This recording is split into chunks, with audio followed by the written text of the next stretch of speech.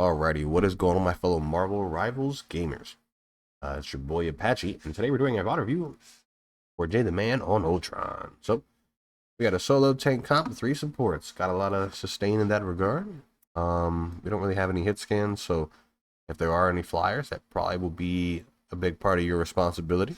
So keep that in mind. So for Ultron, right, his abilities. For anybody who doesn't know, for the people who do know how to play Ultron, I'll put a timestamp right here so that you can skip ahead. For anybody who doesn't know how to play Ultron, his ability. So this will be his drone ability. This allows you to place a drone on a teammate, which will create a healing aura around them that will heal anybody who is also in that aura, right? There's no cooldown on this. You can rapidly switch the, you swap it around.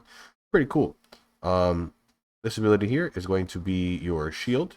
The way this shield works is it'll give you, I'm not sure exactly how much shield, but it'll give you a little bit of shielding to you and anybody around you, as well as to anybody who is in the drone radius. So if you're not near the people in the drone radius, you can still shield them, but this is a good way to kind of give your team some extra health, extra sustain if they're a little split up as well. And then this last ability here is going to be your basically advanced flight. It's just going to allow you to fly faster. It gives you a little dash, and it gives you a little flight speed for a little bit, nothing too crazy. And then his ultimate, you're gonna summon some drones around you, and you're gonna shoot beams. Your beams will do healing and damage, right? So, and it does pierce your allies. So, in my opinion, I like to kind of sit behind a tank or put myself in a position to where I can heal and do damage at the same time, just so I'm getting that benefit. But you can also use it to kind of just pick off somebody who's straggling as well, right? So keep that in mind, especially since you have 3 supports. I would say your ult, I would use it more aggressively to like enable dives, things like that, or to combo with the strange ult more so than as a defensive ult, unless they're popping ults and you're trying to sustain your team as you're backing up. Without further ado, let's get into this gameplay.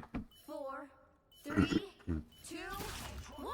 So we can see their comp now, so we can kind of talk about it a little bit.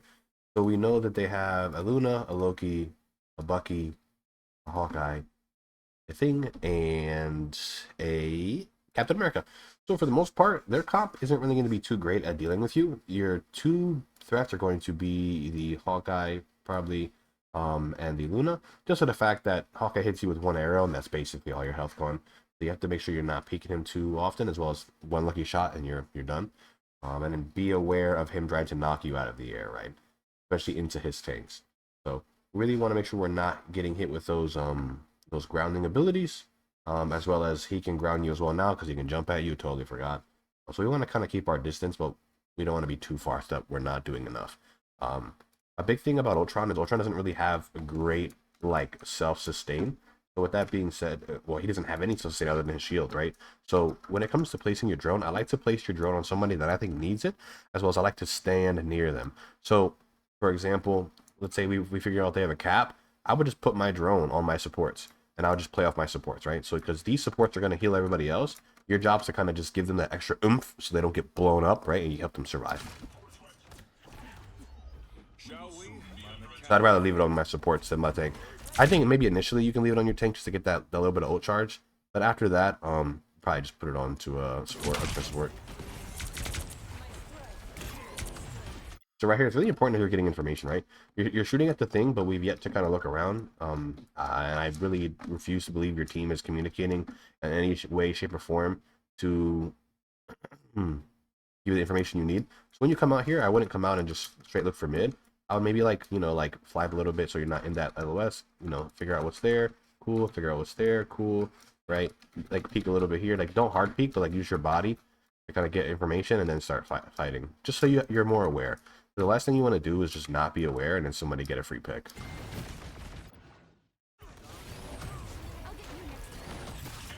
I wouldn't even worry about cap. That would just keep being aware forward because your damage is going to be kind of negligible on him. I think you could have shot him.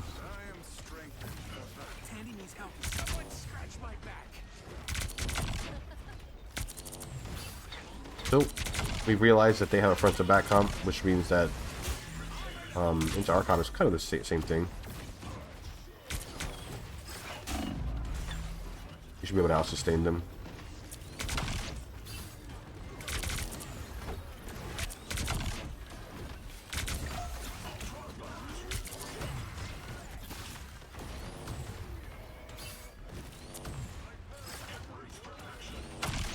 I definitely would say be less afraid to pop your shield.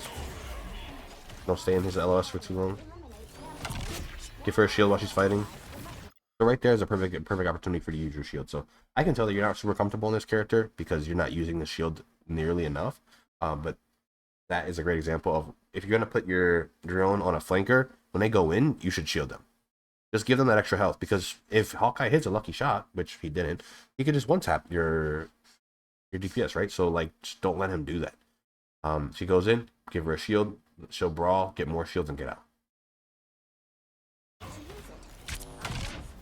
Right now they're down, so right now if these guys looking to be aggressive, I honestly would just keep the drone on him and try to stay close so that the drone never falls off. And then just kind of like play in a way to where like you're not trying to get healed by the drone, but you're not trying to take too much damage. But you're close enough to where, okay, drone's still on him, you can give him shields. Just keep him in your LOS. Because right now, since you guys have the advantage numbers wise, you don't really have to focus too much on your backline, because they really shouldn't be getting dove in this moment.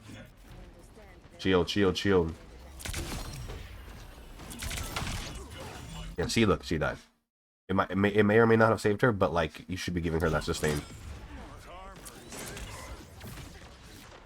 And now she dies, so your drone's gone, right? So we gotta put it on somebody else.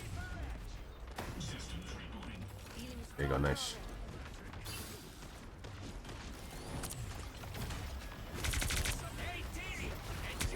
Get too high in the air, get lower. Well, now that you have ult, you're fine.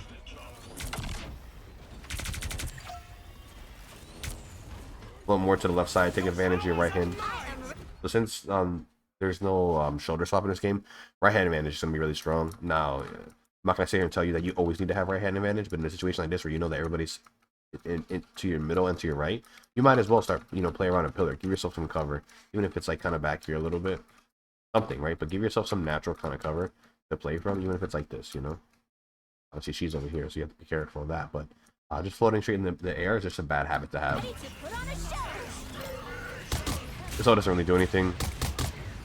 It keeps your team alive, I guess, yeah. But I don't think they would have died anyways.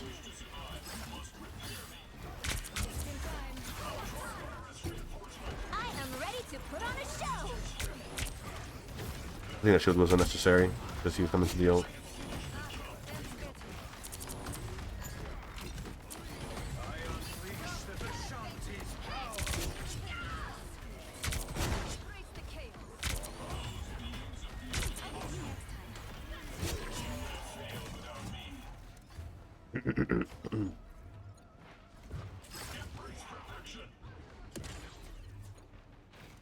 Not too bad so far.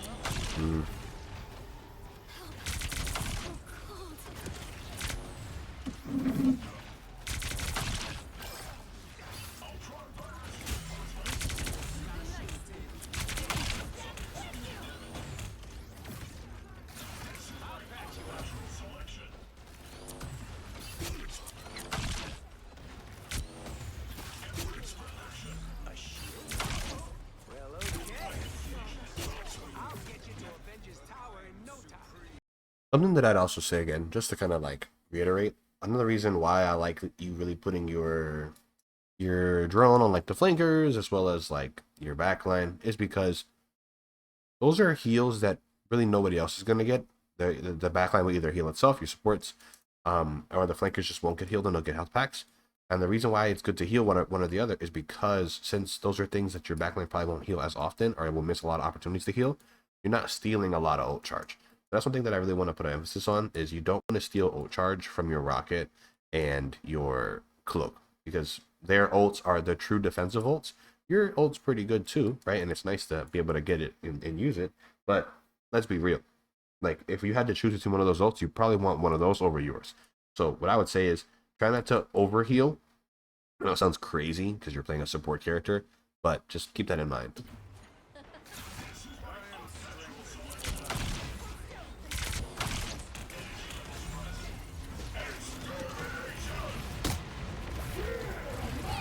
Oh.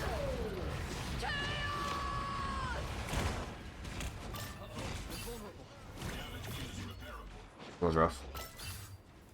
Someone scratch my back.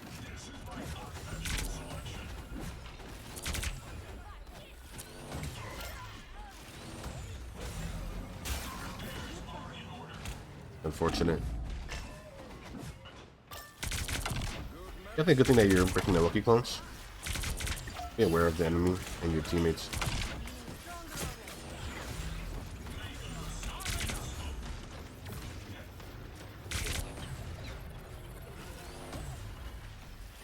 Okay, hold your horses. I'll deploy another beacon. Your powers are mine! Put on a show. Yeah.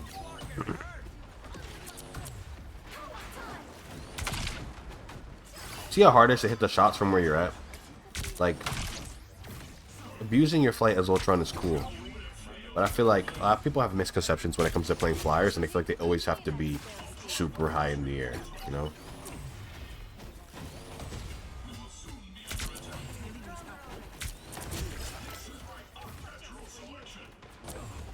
So right here, your drone's on this range, so you're stealing ult charge from the other supports.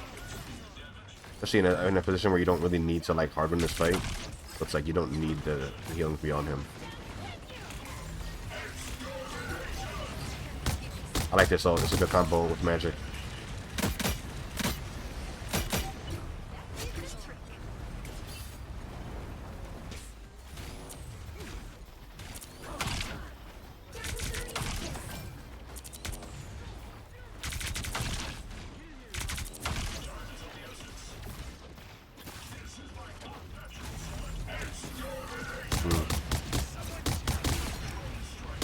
Very ambitious push there. Maybe he must have saw something I didn't see. You'll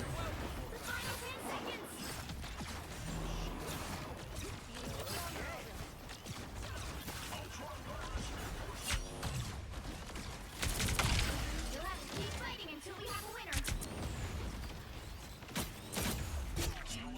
Come, Herbie. Avengers Tower awaits. We will stand with you. Good shield.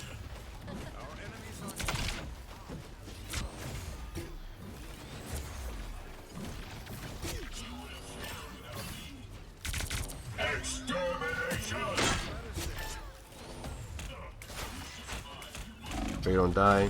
Shield if you have to. Just hug that cover and just shoot.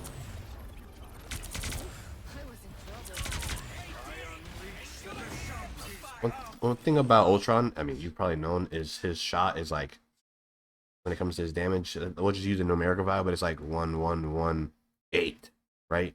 So it's like you do little tick damage and then you get a burst at the end. So also don't be afraid to like play corners and like charge it up before you peek and then peek with that burst, right? Because this is what really matters. You consistently hitting that end of your beam is what matters.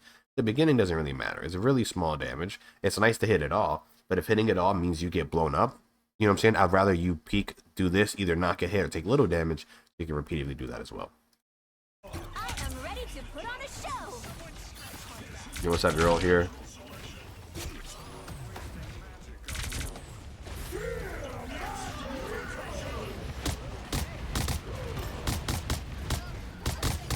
Nice fish at Luna.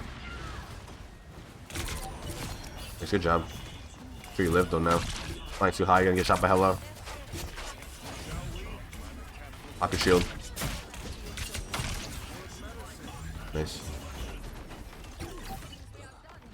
Alright. And we are actually, Score is we're gonna end it there, and the reason why we're gonna end it there is because I feel like it's not about your decision making in the game, it's more so about your comfortability. So we'll talk about some things. And yeah, hopefully we'll be able to teach you some things about Ultron. Alrighty, so these are the notes for today, right? So number one, shield usage, right? You definitely weren't using your shield enough. It's like a 8-second cooldown. You can use it pretty pretty often, honestly. This shield can be used for counter dives, to initiate fights, to enable dives, as well as like an emergency if you just need a quick little, oof, if you're taking a lot of damage, right? But you got to be using that ability quite often. Figure out how you want to use it, how you need to use it for the current win condition that you have, and then use it. For example, in the beginning, they have cap, so put your drone on your back line, they get dove, they get low, you pop your shield, and now they don't die, right? And you just kind of like not wasted cap's time, but as long as your supports are doing the correct things, you've nullified it, right? Or mitigated his value. Um, as well as like when Magic's going in, those are prime examples of just giving her a shield as she goes in. And it's like, oh, but like, what if she, she should be able to live anyways? It's like, yeah, but like, why not enable her to make sure she lives, right? Or to let her stay in for a second longer so that she can get another pick, even if she gets eliminated, like just enable your team. Or if they don't have, any dive and you really want to just hard enable your front line and just, constantly just be giving them over shields. That works too, right? Or just, you want to pop your shields as your team goes in because you're like in a brawly comp, but just make sure you're using your shields more. It's not only for emergency purposes. It could be used for different things. Number 2 is fly lower. In some cases, flying high, against like melees is like really good. But it really depends on the enemy comps. So we need to be conscious, right? If they got Hellas and things like that, you don't want to be just floating in the open. I know you're on console, but still, like, as you get higher in the ranks, better players are going to rip you out of the sky. Like, it's not something that you can even debate. Like, it's just going to happen. So you need to make sure that you're being conscious of what you're playing against so that you can effectively play around cover and things like that, so you're not getting caught out and throwing fights for your team. As well as, like, against things like Iron Fist, the higher and farther you fly away from your team, you just become a target, and he's just going to go after you, right? So you don't want to do that. You want to kind of stay close to your team and enable them. As long as they don't have a hero that's, like, really punishing you for being grouped, yeah, you're fine. Number 3 is going to be don't steal ult charge. In triple support comps, your ult is typically the weakest defensive-wise. So you really want to prio healing your supports and doing damage to mitigate how much ult charge you deny from your supports. It's really easy to just leave your drone on a tank if they're not, pressuring anything else, and you're getting healing, cool, and you're getting your ult, but then you're like, Cloak doesn't have ult when she needs it, or your Rocket doesn't have ult when he needs it, right? And I would much rather have those ults than have your ults in terms of surviving the enemy's aggressive ults, because your ult's more, in my opinion, it's more so like a combo ult. So I'd much rather you, let them get it first if it means that you win the fight because of their ult. Number 4 is going to be combo ult when possible.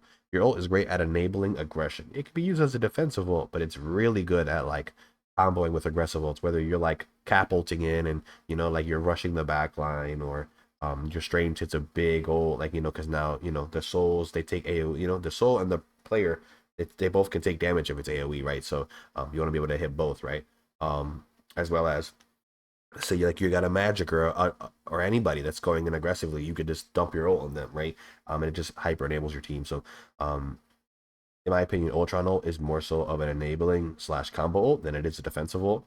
So make sure we're using it in that way. And with all that being said, hopefully you guys learned something. Hopefully you guys enjoyed the VOD review. So yeah, if anybody else is looking to get some coaching, you know where to find me. Use the link in the description down below so that you can get into my Discord, submit a VOD review request, and get some coaching. All right. So I just want to wish you guys a great morning, afternoon, night, wherever you may be. Until next time, God willing, peace out.